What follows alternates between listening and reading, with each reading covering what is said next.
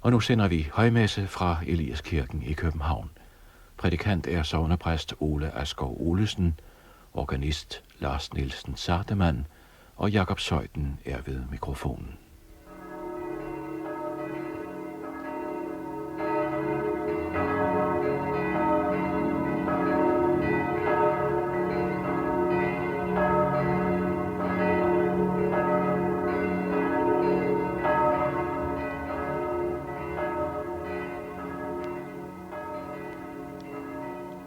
Ja, velkommen til gudstjeneste i Eliaskirken på Vesterbro i København.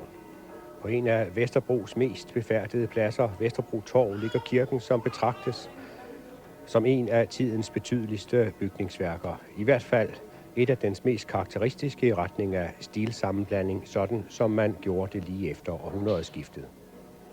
Eliaskirken er bygget 1906-1908 med Martin Nyrop, ham der også har lavet Københavns Rådhus, som arkitekt. Og præcis i dag har kirken 90 års fødselsdag. Den består af et kor med et tredelt skib og et totårnet facade ud mod Vesterbro Torv. Denne facade med de to tårne med en bred stentrappe i midten er det eneste, man ser udefra. Et syn, som er velkendt for de fleste københavnere. Rummet, hvor jeg sidder nu, er beklædt med lys kalksandsten. I midtskibet er der en åben tagstol med ovenlys, og i sideskibene murede fladbuede arkader til sidegange og pulpiturer. Det er en rigtig Nyrop-kirke, det her. Vi er som sagt på Vesterbro, og sognet har på godt og ondt mest godt gennemlevet udviklingen i vest på Vesterbro. I 1908, da kirken blev bygget, boede der omkring 10.000 mennesker i sognet. I dag er folketallet faldet til 3.500. Helt frem til midten af 60'erne var Eliaskirkens sogn med sin beliggenhed på det indre Vesterbro et udpræget arbejdersogn. Det var arbejderfamilier, som boede i de talrige små toværelses lejligheder. Fædrene arbejdede i kødbyen på Carlsberg, på havnen og på B&V. De sled ikke på kirkebænkene, men børnene blev døbt og konfirmeret, som det hed sig og som det hørte sig til dengang. Den gudstjenestesøgende menighed var folk fra andre dele af København. I årtier var der blandt borgerens folk et mundheld, som sagde, at sporvognene blev tomme, når de kørte fra Vesterbro Torv søndag før kirketid. Det er jo et stadig sådan, at mange af kirkegængerne kommer udefra. Omkring 1970 skete der en radikal ændring af befolkningssammensætningen. Arbejderne flyttede til større og bedre lejligheder eller byggede parcelhuse i forstæderne, og sognet blev befolket af indvandrere og en række udefra kommende mennesker med sociale problemer. Alkoholisme, prostitution og narkomisbrug og medfølgende narkokriminalitet prægede dem. Men det var indvandrerne, som mest satte deres præg på sognet. Nogle af gaderne var domineret af tyrkere, andre af pakistanere og igen andre af tunesere og marokkanere. Gaderne fik et helt orientalsk præg. Det blev en spændende del af København. I den periode steg navngivningsprocenten til op mod 60 af en årgang. Altså 60% valgte at navngive deres børn i stedet for at døbe dem. Her i 90'erne har sognet så igen ændret karakter. Byfornyelsen medførte en gennemgribende istandsættelse af boligmassen. De små arbejderboliger blev til lækre lejligheder, som tiltrak og tiltrækker nyetablerede par, som ønsker storbyens kulturelle tilbud i god afstand. Så nu er sognet ved at blive et akademikersogn med 20-30-årige veluddannede som største aldersgruppe. Mange er beskæftiget i kreative erhverv. Mange arbejder i byens kulturorganisationer og kulturinstitutioner. Og sognepræsten, som vi skal høre i dag, Ole Asgaard Olesen, siger, at der efterhånden ikke mere er en ærlig spritter tilbage på Vesterbro Torv, ligesom indvandrerne næsten helt har forladt sognet. Nu er det 68-generationens børn, som bor i sognet. Det er en åben og søgende generation, og typisk for 68'ernes børn, ja, så lader de deres børn døbe. Antallet af dåbshandlinger er på 4 år blevet tredoblet i sognet. Sognemøderne fortæller også meget om sognets kultur i dag. I sidste måned var her kirkesalon, bemærk ordet kirkesalon, med følgende emner. Bob Dylan og Nick Cave som kristne rockpoeter. Er Breaking the Waves en kristen film? U2, verdens største kristne rockorkester. Og det var de veluddannede unge, som fyldte kirkemødesalen, krypten ned under kirkerummet. Og det er jo også den nye generation, som søger optagelse i kirkens kor, som vi skal høre i dag, blandt andet med introitus. For her nu er det gudstjeneste. Organist Lars Nielsen Sardemann sidder ved orglet, et Markusen-orgel på 32 stemmer fra 1963. Og gudstjenesten, ja, den begynder med bedeslag om et øjeblik.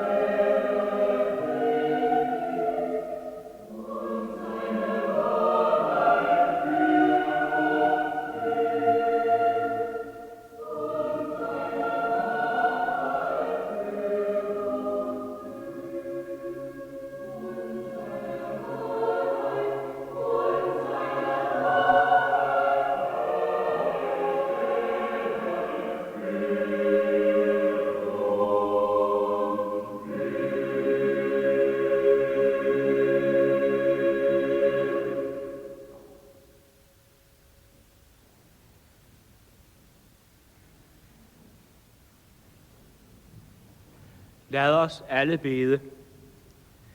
Herre, jeg er kommet ind i dette dit hus for at tilbede dit hellige navn og for at høre, hvad du, Gud Fader, min skaber, du Herre Jesus, min frelser, du gode Helligånd, i liv og død, min trøstermand, vil tale til mig. Herre, oplad nu således ved din Helligånd, for Jesu Kristi skyld mit hjerte, at jeg dit ord kan lære at sørge over mine synder, og at tro i liv og død på Jesus, og hver dag vokse i et helligt liv og levned. Det hører og bønhører Gud ved Jesus Kristus. Amen. Vi synger nu om al den ting, som Gud har gjort. Det er nummer 12. Amen.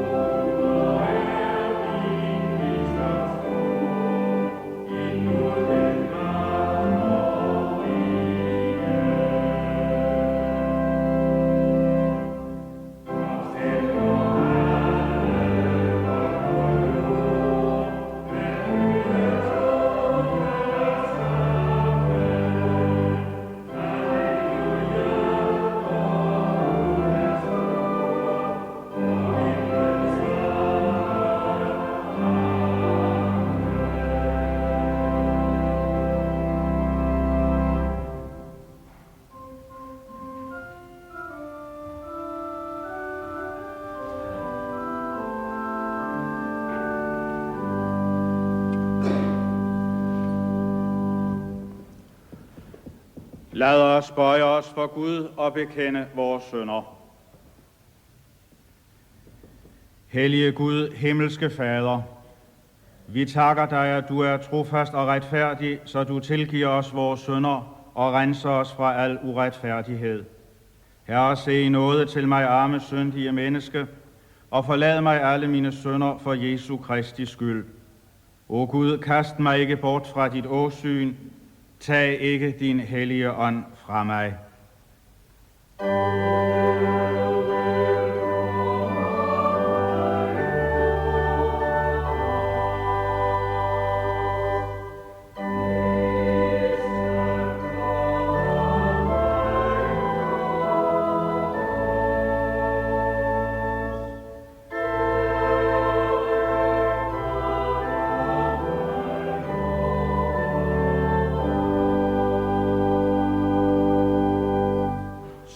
Siger Herren,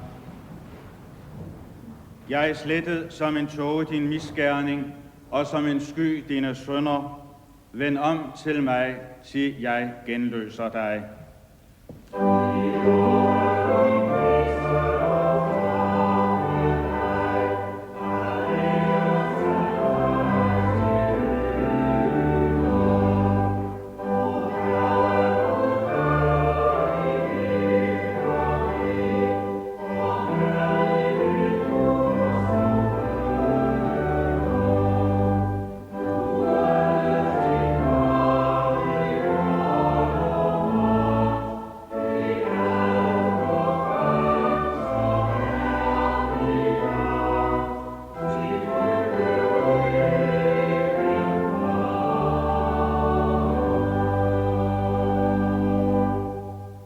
Herren være med jer.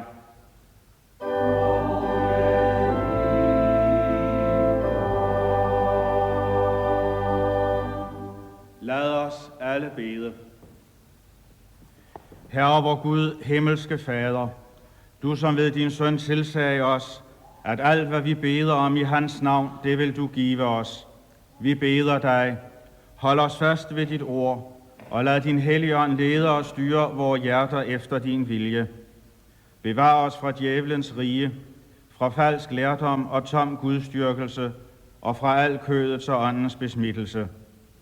Giv os din velsignelse og fred, at vi i alle måder må erfare din nådige hjælp, og både her og hisset til evig tid love og prise dig som vor nådige Fader, ved vor Herre Jesus Kristus, din Søn, som med dig lever og råder i Helligåndens enhed, en sand Gud fra evighed og til evighed.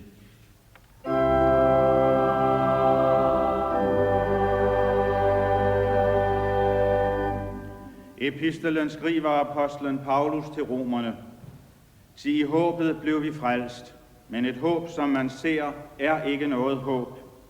Sig, hvordan kan man håbe på det, man ser? Håber vi derimod på det, vi ikke ser, der bier vi på det med udholdenhed. Ligeledes kommer ånden os til hjælp i vor magtesløshed. Sig, hvad vi retteligt bør bede om, forstår vi ikke, men ånden selv går i forbøn for os med uudsigelige sukke. Og han, som rensager hjerterne, ved, hvad åndens atro er. Sig, efter Guds vilje går ånden i forbøn for hellige.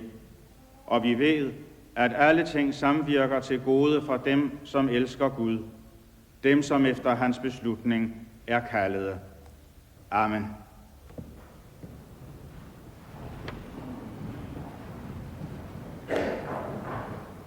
Vi synger nu Talsmand som på jorderige, og det er nummer 251.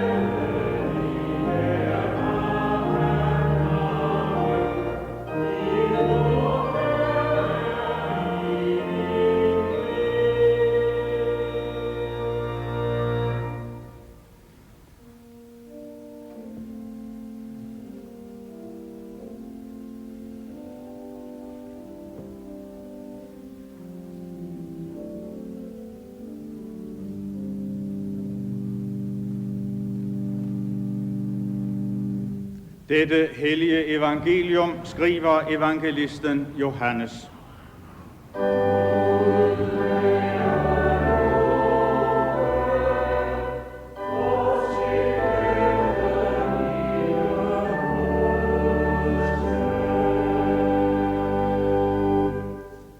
Sandelig, sandelig, siger jeg jer, hvis I beder faderen om noget, skal han give jer det i mit navn.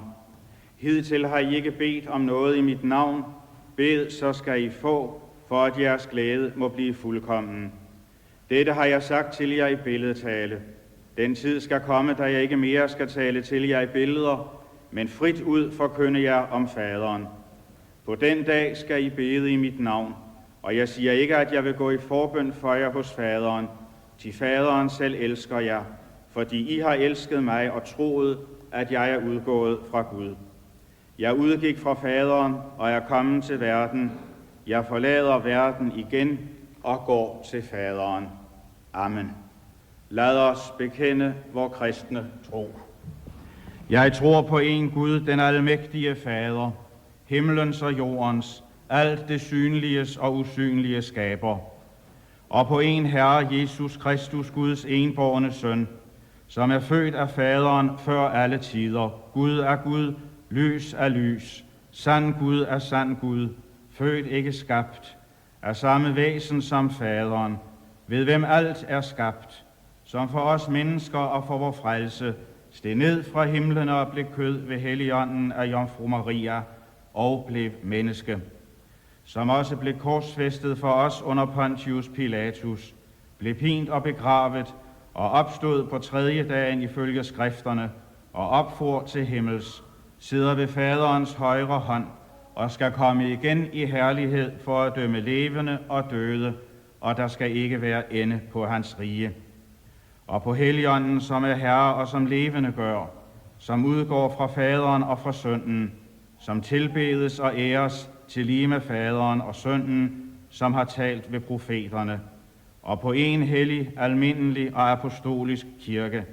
Jeg bekender en dåb til syndernes forladelse og forventer de dødes opstandelse og den kommende verdens liv.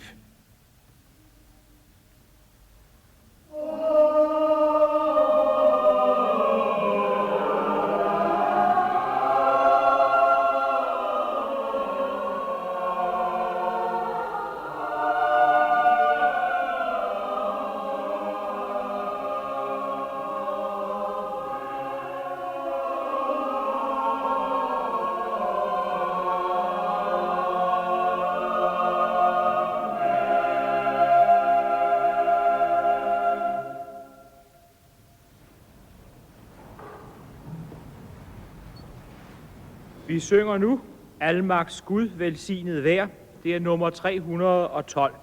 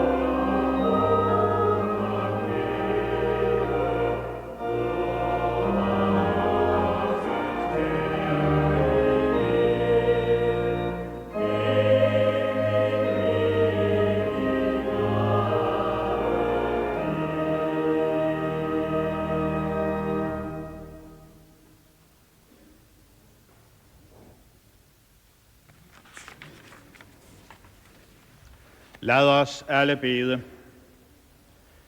Vor kære Gud og himmelske Far, vi beder om, at du vil give os din ånd, kærlighedens og sandhedens ånd, så vi kan høre evangeliet, tro det og leve i dets lys. Bevar os fra at tro på det, vi kan sige os selv, og hjælp os til at leve i din sandhed, i det vi aldrig kan sige os selv. Amen.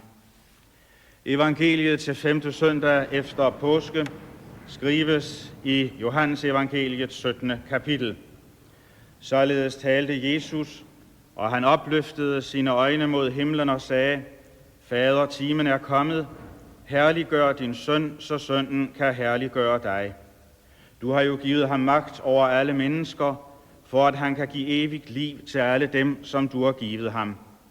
Og dette er det evige liv, at de kender dig, den eneste sande Gud, og ham, som du har sendt, Jesus Kristus. Jeg har herliggjort dig på jorden ved at fuldføre den gerning, du har givet mig at gøre. Og nu, Fader, herliggør du mig hos dig selv, med den herlighed, jeg havde hos dig, før verden blev til. Jeg har åbenbaret dit navn for de mennesker, du tog ud af verden og gav mig. De var dine, og du har givet mig dem, og de har holdt fast ved dit ord. Nu har de erkendt, at alt, hvad du har givet mig, er fra dig. Til de ord, du har givet mig, har jeg givet dem, og de har taget imod dem, og de har i sandhed erkendt, at jeg er udgået fra dig, og de er kommet til tro på, at du har sendt mig. Jeg beder for dem. Jeg beder ikke for verden, men for dem, som du har givet mig, til de er dine. Alt mit er jo dit, og dit er mit, og jeg er herliggjort i dem. Jeg er ikke mere i verden, men de er i verden, og jeg kommer til dig. Hellige Fader, bevar dem i dit navn, det som du har givet mig, så de må være ét, ligesom vi. Amen.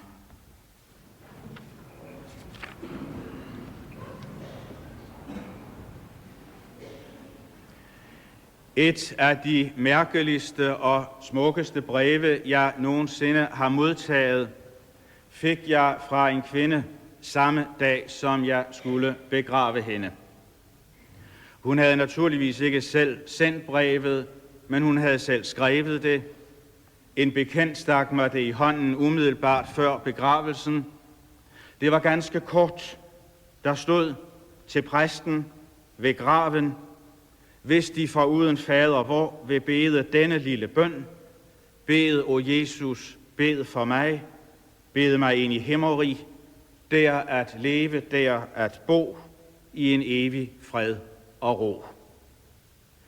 Det er jo ikke den store poesi, heller ikke den dybe og åndfulde forkyndelse, men for alle os, som var med den dag på Vestre Kirkegård, blev det et stærkt og et vedkommende vidnesbyrd om, hvad det vil sige at leve under Jesu forbøn. Bed, o Jesus, bed for mig, bed mig ind i himmeri.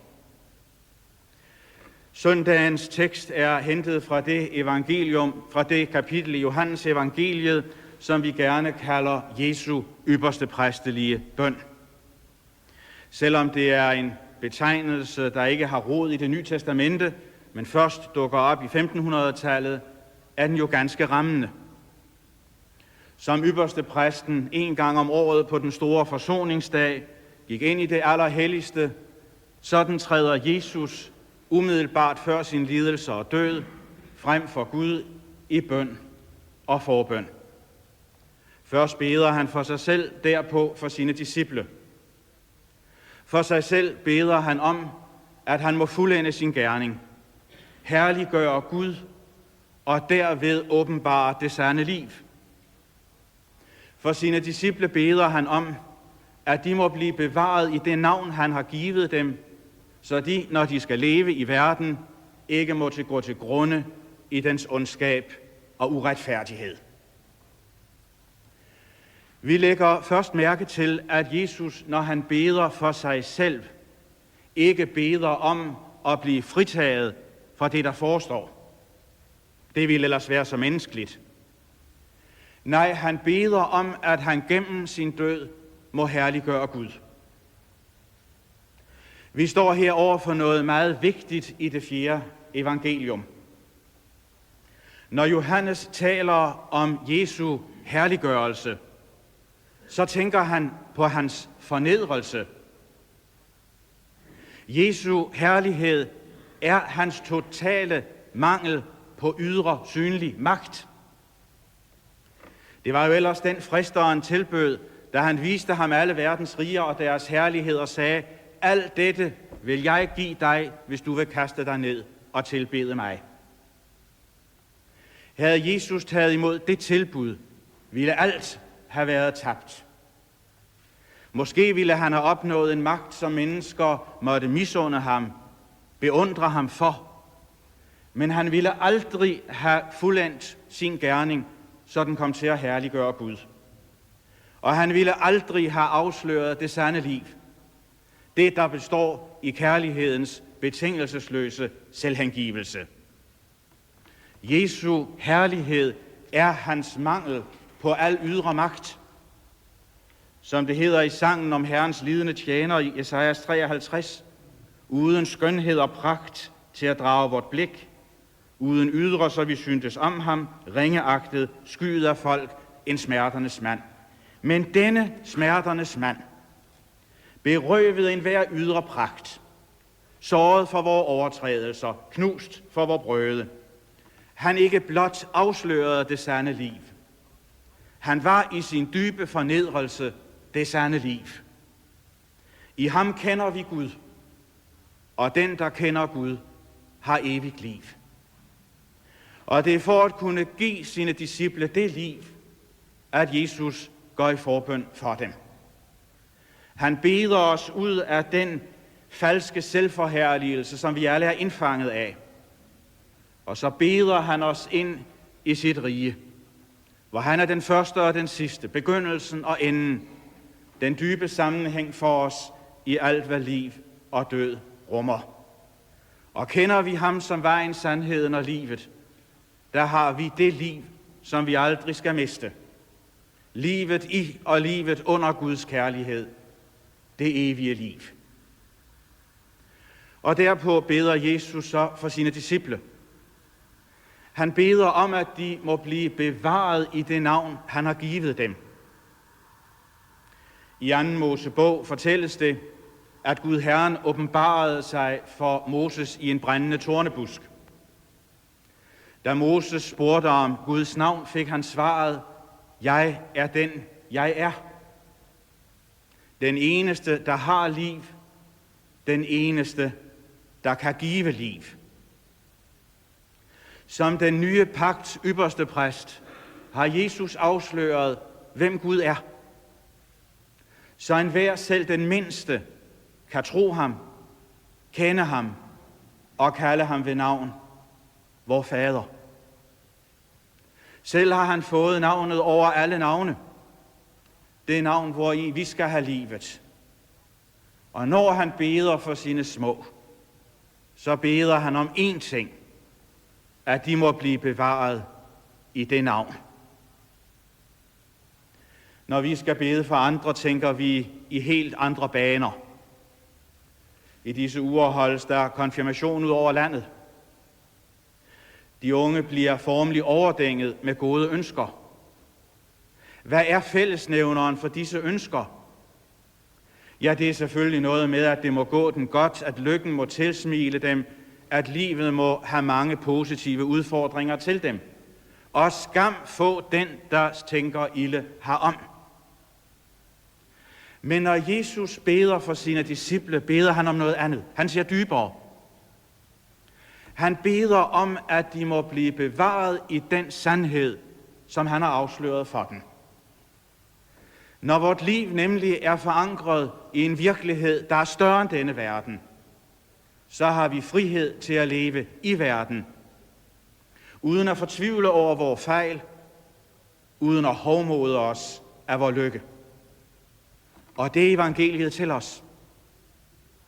At Jesus beder for sine små betyder ikke, at vi nu har en garanti mod alle de fortrædeligheder og besværligheder, som et menneskeliv kan rumme. Men det betyder, at vi har frihed til at leve i verden, uden at lade os opsluge af den. Og så kan vi være glade med de glade, uden at deres glæde skal føre til selvforgudelse, til hovmod. Og så kan vi græde med de grædende, uden at deres gråd skal føre os til fortvivlelse. Der er et begreb, der hedder livets skole. Det er summen af de erfaringer, vi gør. Livets skole er obligatorisk. Man kan ikke skulke fra den. Man kan ikke melde sig ud af den. I livets skole lærer vi forhåbentlig at leve med øjet åbent for alt stort og skønt hernede. At takke og Gud for al hans skabningspragt og skønhed. Som Brorson gjorde det, da han gik i Tøndermarsken og digtede op al den ting, som Gud har gjort. Men i livets skole lærer vi også noget andet.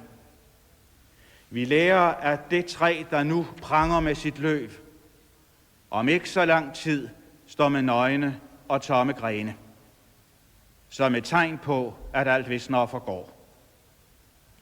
En ung lærer kom til sit første embede. Han skulle besøge et hjem. På en bogreol stod der et billede, som forestillede en statlig ung mand i garderuniform. Hvem er det, spurgte han. Jo, det er bedstefar, som sidder derhenne i stolen. Og der sad en olding, der hverken kunne det ene eller det andet. Affældig, senil. Livets skole kan være barsk, og det nytter ikke noget, at vi prøver på at skulke fra den. Men så er der også en anden skole, evangeliets. Den er frivillig.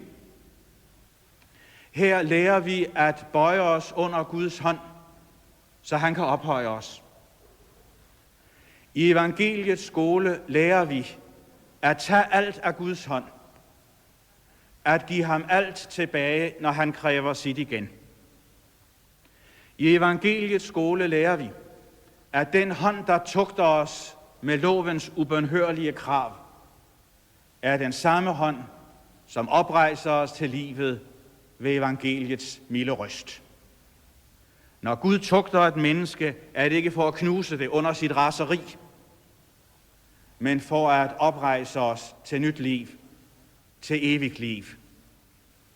Og så er der kun én ting at sige: saligt det menneske, der lærer den lektie. H.C. Andersen har skrevet et eventyr, vi alle kender, historien om en moder. Vi hører om en kvinde, der mister et barn. For at få det igen er hun rede til at gøre alt. Hun synger sine sange for den kolde nat. Hun trykker tornebuskens grene mod sit bryst. Hun giver søen sine øjne for at komme og træffe. En grænse, hun ikke tør overskride. Hun bøjer hovedet, og døden går ind i det ukendte land med hendes barn. Evangeliet siger til os, at Kristus bøjede sit hoved i døden, for at vi ikke skal gå alene ind i det ukendte land. Når vi står ved livets sidste og yderste grænse, så står han ved vores side. Så beder han for os. I alt det ukendte er han den kendte, og det vil jo sige den, der kender os, den vi må kende. Og så beder han os gennem langfredags mørke, frem til påskemorgens store glæde. Han beder os fra dødninge hjem til de levendes land. Om pastor Fibiger, Eliaskirkens første sognepræst og primus motor under opførelsen, fortælles det, at han hver lørdag aften, når han skulle prædike om søndagen, vandrede hvileløst omkring i spisestuen, mens han formanede stolene til at omvende sig. Uden at de dog nogensinde reagerede på den opfordring, som han meget nøgternt bemærkede. Et menneske er ikke en spisestol. Et menneske kan høre, tro, håbe, elske. Og når kærlighedens og sandhedens ånd vejleder os til hele evangeliets sandhed, så kan vi høre det, tro det. Så kan vi give slip på os selv og vende os til ham, der beder os ind i sit rige. Og når han stiller sit liv og sin gerning bag sin bøn, så er det ord, der skaber, hvad de nævner. Bed, o Jesus, bed for mig, bed mig ind i himmeri. Til slut bare en ting. Som de fleste af kirkegængerne jo nok vil have bemærket, så afvikles det københavnske maratonløb i dag. Det fik en kirke i byen langs med ruten til at sætte følgende annonce i avisen. Først holder vi gudstjeneste, så drikker vi kaffe, og derpå opmuntrer vi de forbiløbende i maratonet. Ikke et ondt ord om maraton. Men det er nu engang ikke kirkens opgave at stå på sidelinjen og hæppe på folk, der prøver på at slå rekorder. Kirkens opgave er en anden. Når vi og vores medmennesker falder af i svinget, og her tænker jeg på livets store løb, så skal vi vide, at der er en, der ikke lader sig forblænde af vores præstationsjagt. Han åbner sit rige for de umyndige og små. Han beder os ind i det. Det var for, at det budskab kunne forkyndes, at denne kirke blev opført og indviet i dag for nøjagtigt 90 år siden. At det budskab stadig lyder. Det er dens eneste eksistensberettelse. Og så give Gud, at det også i årene, der kommer, må siges, at Jesu Kristi kirke ikke er et heppekor på sidelinjen, men et lovsangskor midt i livet til hans ære, som beder os ind i de levendes land. Amen.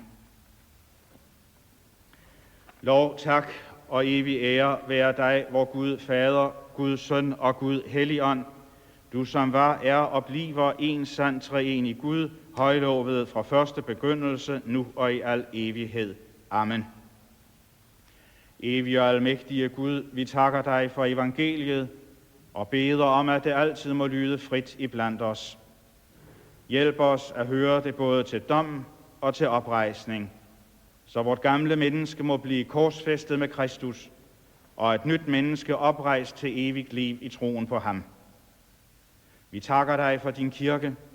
Bevar den altid på sandhedens grund, og giv, at den må oprejse tegn, der varsler om dit riges nærhed. Giv den mod til at tale og gøre det, som du vil have sagt. Lad den aldrig være bundet af menneskefrygt. Vi takker dig for dåb og nadver, og beder om, at du også i dag vil velsigne disse dine gaver for os. Vi beder for det barn, som skal døbes. Bevar det nu og altid i pagten med dig.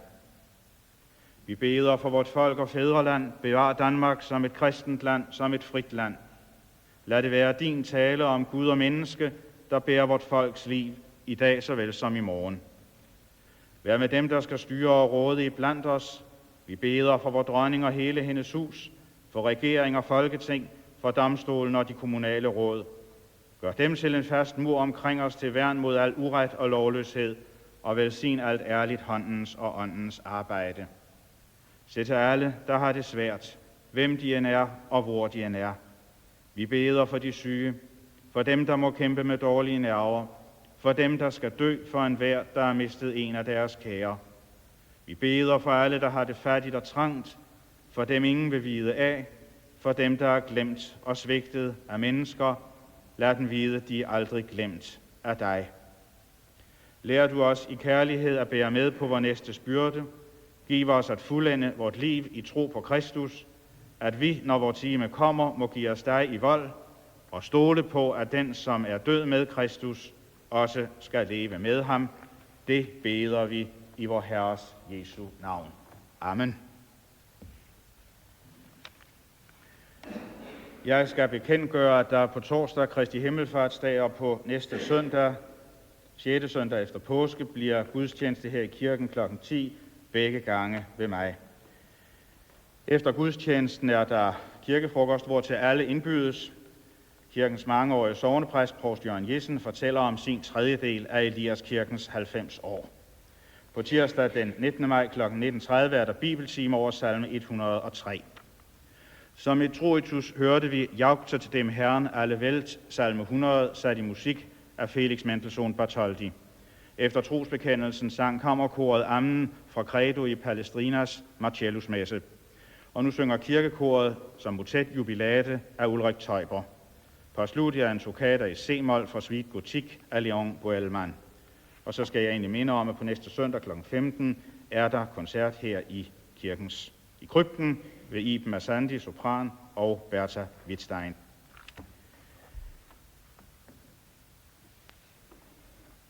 Modtag Herrens velsignelse.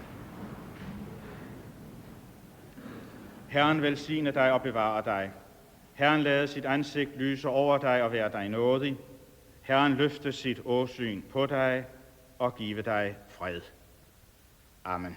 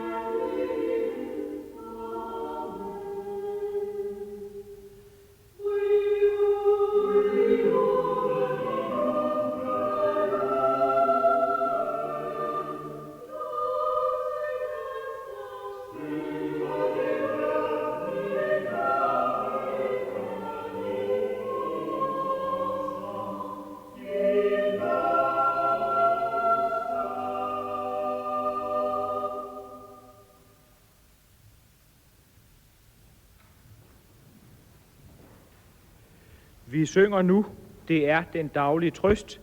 Det er nummer 492.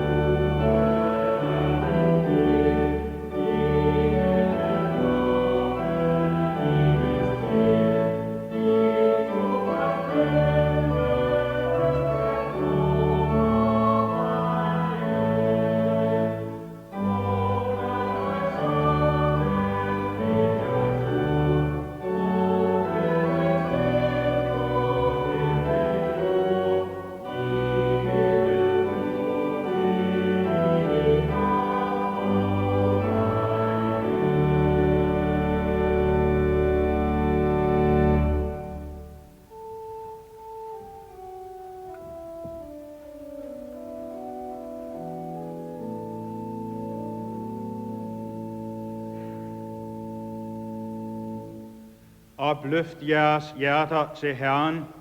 Lad os prise hans navn.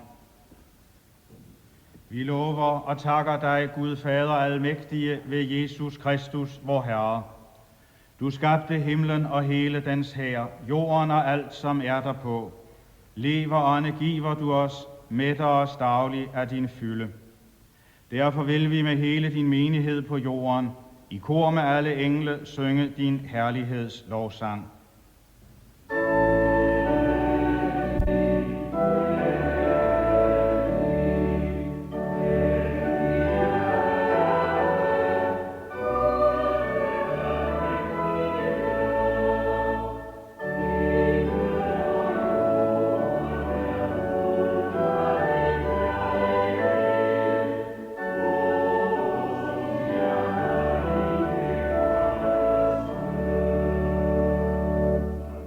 Velsignet være han, som kommer i Herrens navn.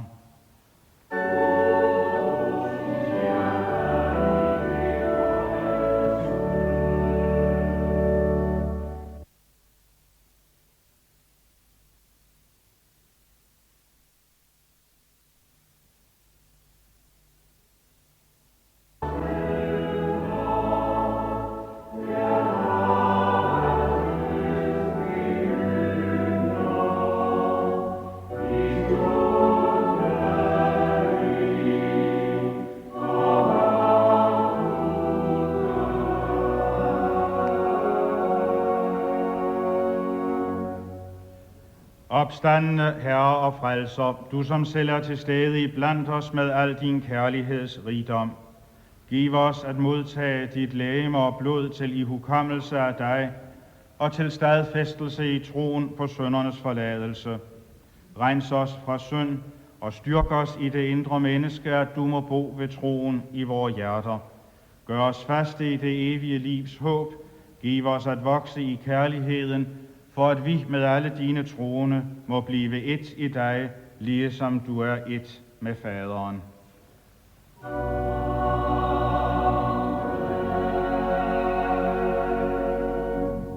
Fader vor, du som er i himlene, helliget vorte dit navn, komme dit rige.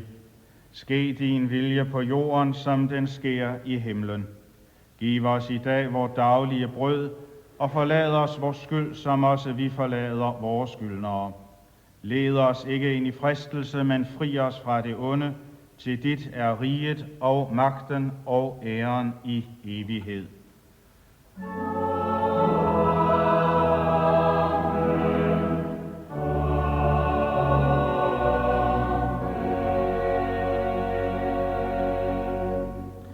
Vor Herre Jesus Kristus, i den nat, da han blev forrådt, tog brødet, takkede og brød det, gav sine disciple det og sagde: Tag dette og spis det, det er mit legeme, som gives for jer. Gør dette til ihukommelse af mig. Ligeså tog han også kalken efter aftensmåltidet, takkede og gav dem den og sagde: Drik alle heraf. Denne kalk er den nye pagt ved mit blod, som udgydes for jer til syndernes forladelse. Gør dette så ofte, som I drikker den, til ihukommelse af mig.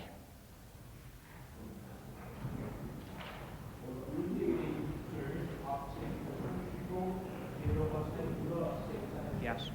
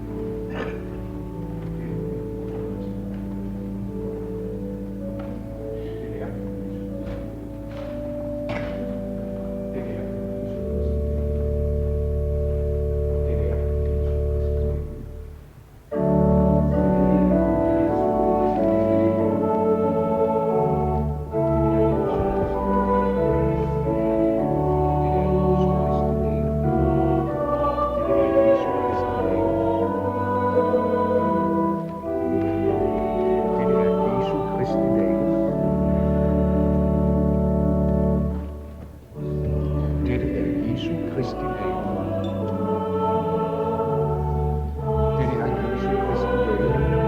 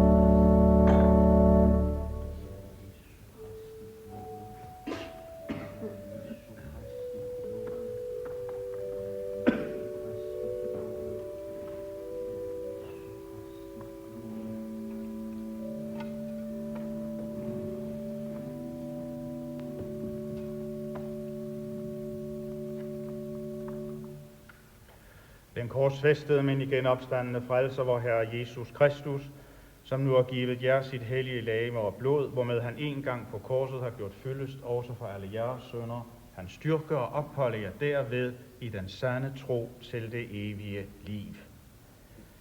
Jesus siger til Peter, men jeg bad for dig, at din tro ikke må glippe.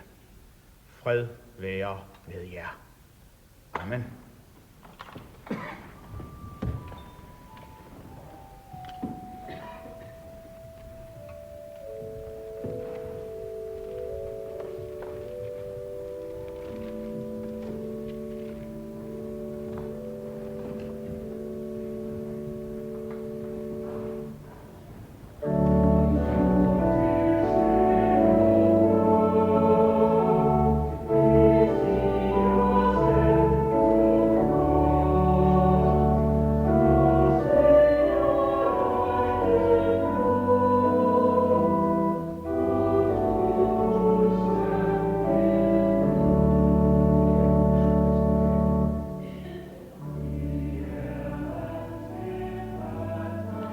Ja, vi har været til gudstjeneste i Eliaskirken på Vesterbros Torv.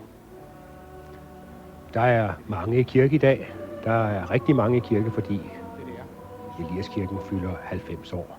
Og det betyder mange til alters, så vi får ikke hele gudstjenesten med. Men vi fik den aronitiske velsignelse i forbindelse med prædikenen. Prædikant fra Ole Askov Olesen, og det er Lars Nielsen Sardemann, som sidder ved orglet. Jeg er gået uden for kirken, sidder på trappen her på Vesterbro Torv, hvor det er et prægtigt vejr. Solen skinner, København er vågnet, det er cafetid på torvet. Folk sidder og hygger sig og får deres morgenkaffe, deres brunch her. En ny kultur på Vesterbro i forhold til arbejderkulturen, i forhold til den fremmede kultur, som har været her. Men sådan er Vesterbro i dag. Gudstjeneste. De mennesker, der har været til gudstjeneste, ja, de kommer ikke ud foreløbig, for når gudstjenesten er forbi, så er der i anledning af fødselsdagen spisning her i kirken. Næste søndag, der sender vi gudstjenestetransmission her på program 1 fra Sendels Kirke, Sendels tæt ved Thisted. Her fra Eliaskirken, Vesterbro Torv, skal der lyde ønsket om en rigtig god søndag.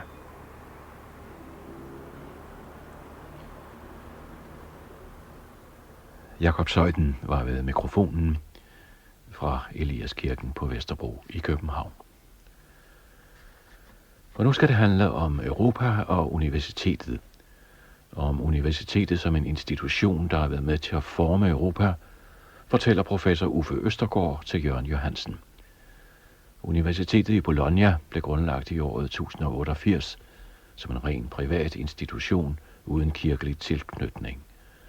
Og Bologna, Paris og Oxford er de ældste europæiske universiteter, men fra 1300-tallet bredte universiteterne sig ud over hele Europa.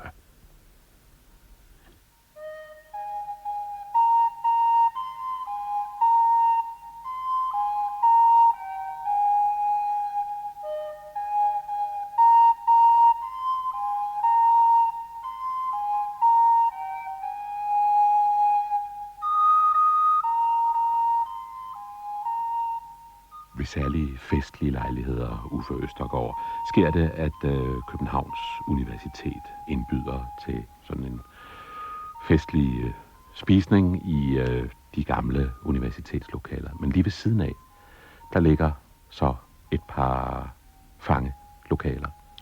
Ja, det er i de gamle, der hvor kannibalen lå tidligere, det forfærdelige folkekøkken for underernærede studerende. Det er blevet smukt restaureret i de senere år, der er blevet indlagt varme, men man kan stadigvæk se, at det er middelalderlige kælderlokaler, og hvor man sidder ind og spiser, og ved siden af, der ligger der 2 celler. Og nu er de nydeligt restaurerede varmepaneler, men der sidder halsjern og håndjern, som markerer, og fodjern, som markerer, at her har ulykkelige studerende tilbragt deres tid. Og folkevitsen er selvfølgelig, at dette her er studerende, der larmede i timerne, og som blev så sat derned. Men det er der ikke tale om. Dette er et vidnesbyrd om, at selv det ret provincielle nordligt liggende danske universitet, det er oprettet i 1479. Selv dette nordlige og provincielle universitet var en selvstændig korporation, havde sin egen juridiske status. Og forudsætningen for at have det i det middelalderlige samfund, det var, at de også udøvede deres egen ret. Og det vil sige, at universitetets ledelse, ikke professorerne, men altså den officielle ledelse, kunne idømme eleverne, studenterne straffe. I øvrigt også udøve justits over for professorerne og de andre lærere. Det var altså et selvstyrende samfund inden for rammerne af de andre, en by i byen, så at sige. Ja, det billede på staten i staten, som universitetet i en eller anden forstand var.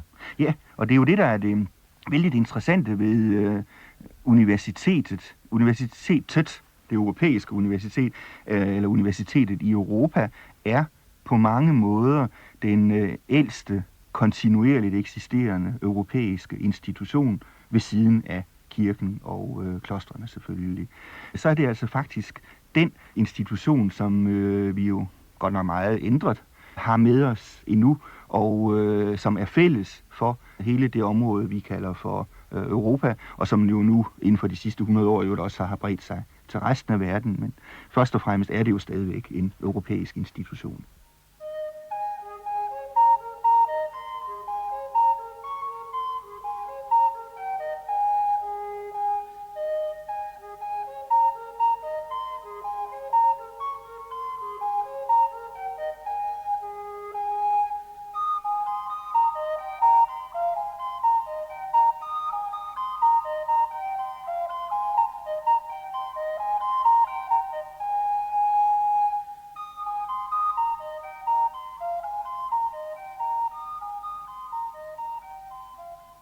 Det vi ser på i øjeblikket, Uffe Østergaard, det er en beskrivelse, et billede, som gengiver en undervisningssituation fra universitetet i Bologna. Og universitetet i Bologna, det er så det, vi kan betragte som det ældste europæiske universitet. Ja, det er det. Og det ligger der jo endnu. Næsten i de samme lokaler. De har dog udskiftet bænkene, tror jeg. Denne miniature er fra 1300-tallet. Universitetet i Bologna selv, dets oprindelse fortaber sig tilbage i 1000-tallet, altså det 11. århundrede. Men vi ved først rigtigt om det fra begyndelsen af 1100-tallet. Og i midten af 1100-tallet, der fik det sine statutter. Men det er et meget interessant universitet af 2 grunde. For det første var det specialiseret i jura, i retsvidenskabelige studier. Og for det andet, så var det et studenterstyret universitet. Hvis vi et øjeblik bliver ved miniatyrmaleriet her, så er der jo mange ting, som virker næsten nutidige. Altså, der sidder en samling studerende ved de pulte, som kan minde om noget, man godt kan se på universiteter stadigvæk. Og der er en forelæser, der er i gang oppe fra katederstolen. Der ligger bøger eller bogruller foran de studerende. Og så er der vel en understregning af, at de kommer mange forskellige steder fra. I hvert fald er det hovedbeklædninger, der antyder en forskellig baggrund. Ja, det er jo en tredje side, kan man sige, af det middelalderlige universitet, at vores moderne begreb, forestilling om nationen, blev faktisk først sat i system på de middelalderlige universiteter, og første gang her i Bologna.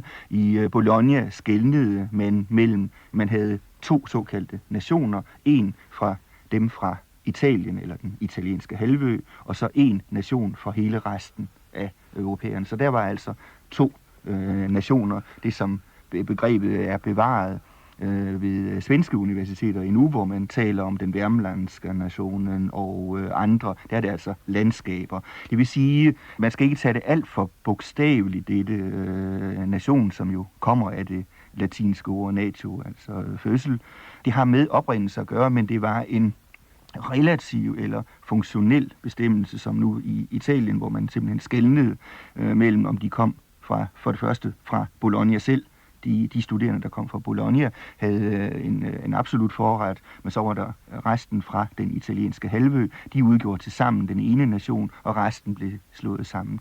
Mens andre steder senere i Europa, ved Universitetet i Paris, hvor vi er meget velunderrettede om tingene, der havde man oprettet en såkaldt engelsk nation. Men medlemmer af den engelske nation var ikke kun englændere og skotter og walisere og irere, men også danskere og svenskere og en del tyskere. Så det er altså et flydende begreb, men det er alligevel på en indviklet måde, ja, så stammer har vores moderne nationalitetsbegreb har nogle rødder i denne inddeling af de mange forskellige studerende, som kom langvejs fra og mødtes ved disse lærdomsanstalter.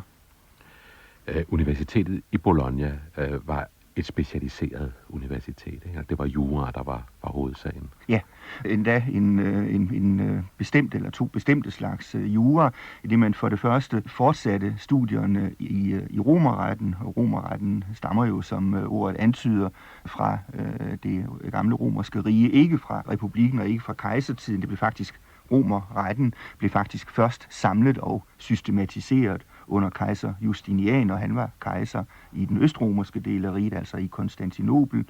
I omkring 530 samledes det, vi i dag kalder for romerretten, og blev kanoniseret, kan man næsten sige. Interessant nok skete det samme år, som Justinian lukkede Platons gamle lærdomsakademi i Athen. Det blev lukket, fordi det blev opfattet som en hedensk institution. Så i denne periode i det østromerske rige, der skete altså overgangen, eller skulle man snarere sige, bruddet med nogle af de gamle græske og romerske institutioner, den bestemte måde, man havde organiseret undervisning og lærdommen på i det græske samfund og sidenhen i det romerske. Det brød man med og lagde grunden til en ny. Så på den måde kan man sige, at Bolognas arbejde med juraen, med romerretten, repræsenterer en kontinuitet, der så samtidig var et brud med dele af den romerske fortid. Det var den ene halvdel af ret, og den anden halvdel var så den nye kirkelige ret, den kanoniske ret. Men et universitet som det i Bologna, altså hvordan er organisationen? Altså, hvordan blev det til? Ja, det ved vi faktisk ingenting om. Formodentlig simpelthen ved, at nogen, som var specialister i retssystemerne, nedsatte sig og underviste i det. Og her må man jo være klar over, at der var i middelalderen, og især i det middelalderlige Italien, et enormt behov for eksperter i juridiske systemer, fordi man havde minimum 3, og oftest mange, mange flere. Det er noget af det, der karakteriserede det middelalderlige samfund, at der var mange juridiske systemer, som levede ind i hinanden. Man havde rester af den gamle romerret. Kirken systematiserede akkurat i disse år en ny, og altså på derfor moderne ret, den kanoniske ret, som galt for alle medlemmer af kirken, og det udviklede sig efterhånden til at omfatte i hvert fald næsten en fjerdedel af befolkningerne.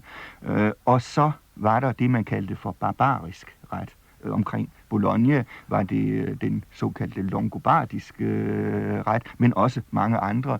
Det vi sidenhen i 1800-tallet lidt uhistorisk har klasket sammen under overskriften germanerret. Der har aldrig eksisteret nogen germanerret andet end i nordiske ideologers hoveder, men der var forskellige retssystemer, som hang sammen med de grupper, kongeslægter, der var indvandret i folkevandringsperioden. Så man havde altså dette virvar af alle mulige forskellige retssystemer, og derfor var der et enormt behov for eksperter, der kendte de mange forskellige regler og kunne henvise til det ene og det andet, fordi i middelalderen var det sådan, at man havde krav på at blive behandlet efter den ret, efter hvilken man levede. Man skulle altså dømmes efter sin egen ret, og ikke efter den ret, der gjaldt på stedet.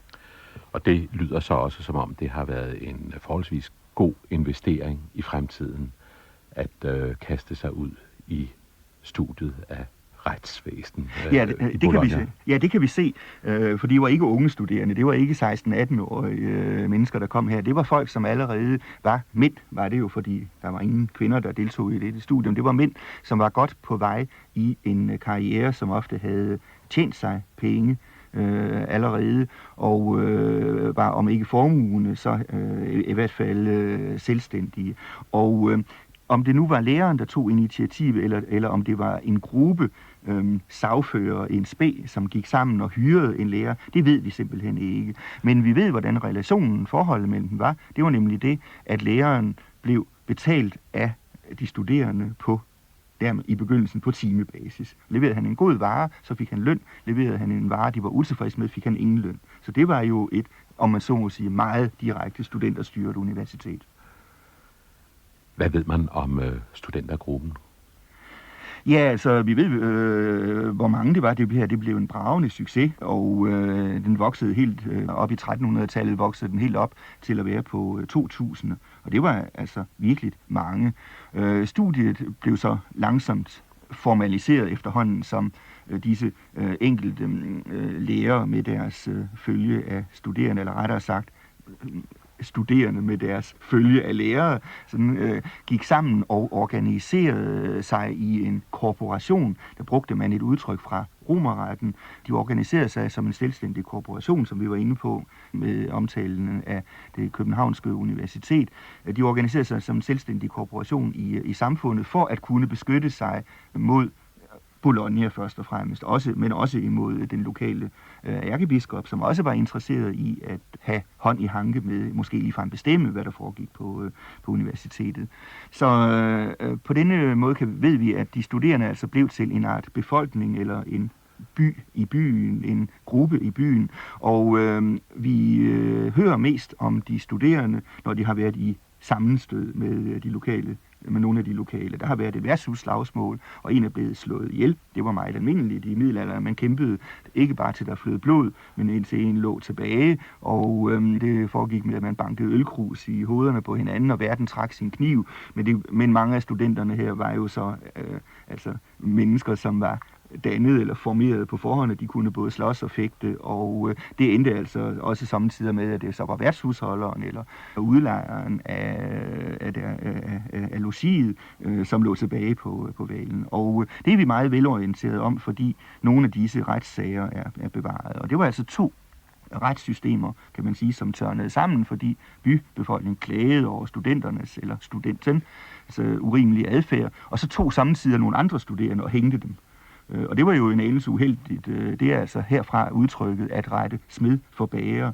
Det stammer, og det gjorde man altså meget ofte, fordi folk i byen opfattede de øvrige studerende som en slags